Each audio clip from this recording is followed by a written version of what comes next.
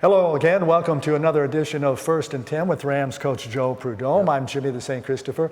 Rams went down 53-45 in a wild one up in Batesville, Arkansas against the Lion Scots on Saturday night.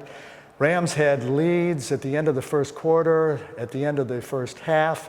They were behind at the end of the third, and then even to Avery Child's fourth quarter TD passes, not enough. Coach, was the defense a little overly aggressive in this game? Yeah, I would say we were a little overly aggressive, but we were working on jamming some receivers. They missed the jam and we got by them.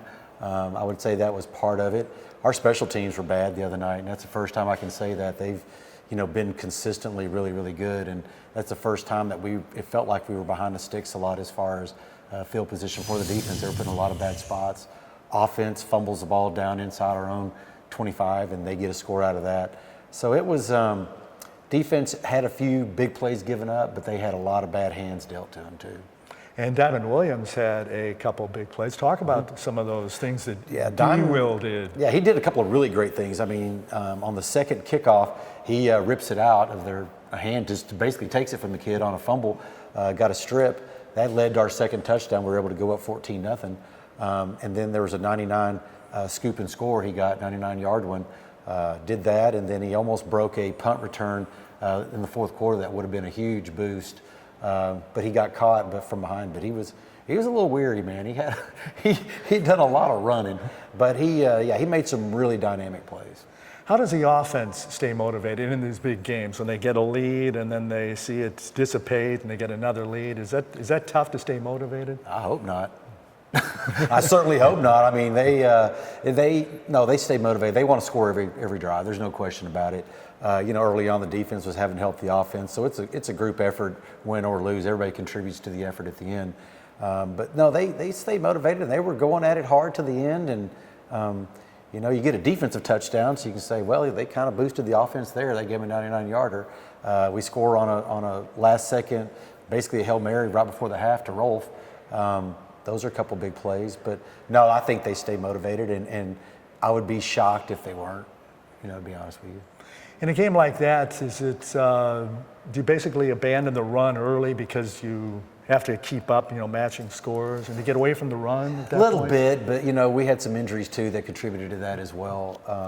But yeah, when you get into the back and forth, sometimes you want to throw more, you end up throwing more than you want to.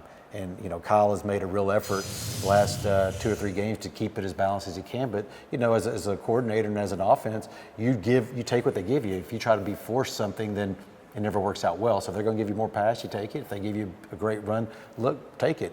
But yeah, we got a little behind and just had to throw a little bit more than we wanted to.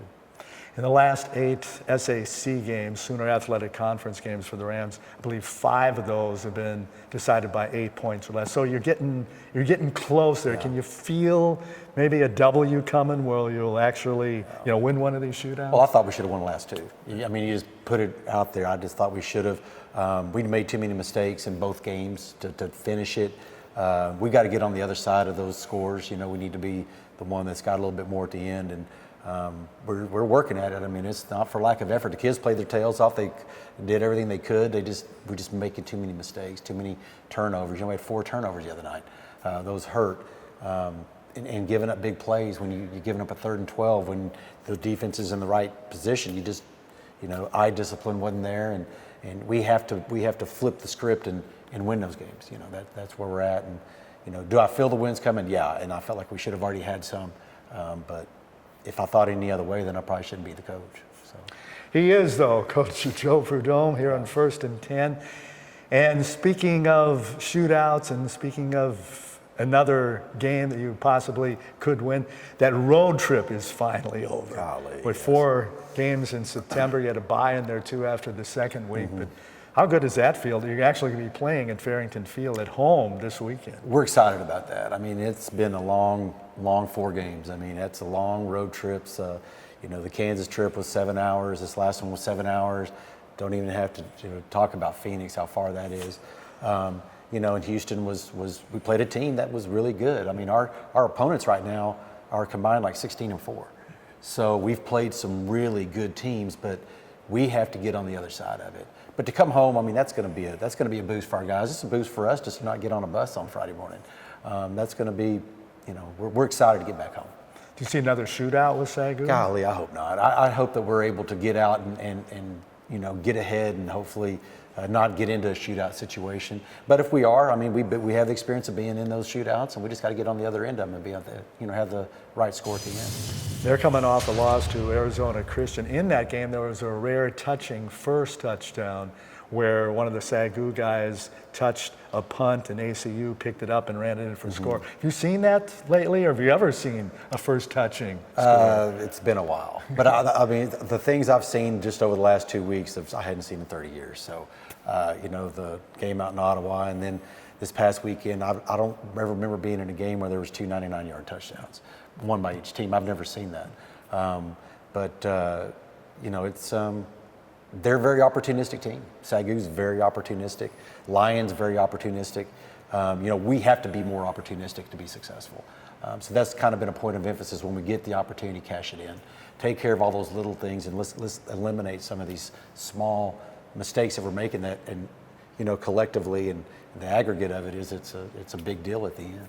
Looks like they're a completely different team. They lost C.J. Collins, who set the NAIA on fire last year, their quarterback, signed with the Packers, didn't make their team or the practice squad, but I understand now he's going to the XFL in February, whenever they start. And they lost a couple of receivers and a running back, but what do you see from them on offense? Well, they just got a couple of receivers. I guess they got them through clearinghouse eligible, but they've got a couple of really good-looking kids that have come in that are big receivers, big-time receivers.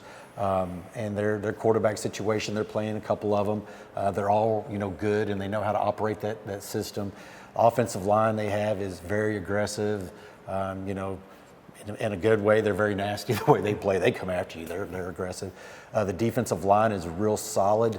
That's one thing. Lion was very good on their defensive line. They had, Kareem was tough. He was tough to block. I don't think they have a guy that is Kareem, but I think they have 7 deep, 8 deep guys that they rotate that are really good in their scheme. Of course, Landon at the linebacker spot is as good as it gets. But they are different. They are different. They don't have the CJ guy that's going to explode for 60, but they're very efficient on what they do, and their defense is really solid. And we just have to get the opportunities and cash in on them. That's what's going to have to happen Saturday. In preparing for them, do you do anything different than you would, say, last year? I mean, obviously when they had, more of an offense, and from what you've seen in the tape from their first 3 games, do you kind of change your approach both on offense and then defense? Yeah, I mean, you tailor to whoever the opponent is. You don't. Last year is a baseline to work from, to look to see, and if the same coordinator's in place and the same head coach and all that, then you probably have a pretty good baseline to work from. But yeah, we're approaching this game differently than we did last year. It's a different ball club we're playing. So we are, we're going to do some things differently that we haven't done all year, really, to really kind of jumpstart our team, we think. Well, I'm excited because I'll be able to do play-by-play for the first time this year. Yeah, we're excited you're going to, man. We're excited you get to do it. Exactly. No doubt. So be sure to check us out. Mark Ward and Cameron Irvine will have that game for you Saturday night. But come on down to Farrington Field on Saturday night for the Rams home opener against the Sagu Lions. Coach, good luck. Go get them on Saturday night. Thank you, Jimmy. Talk to you next week on 1st and 10.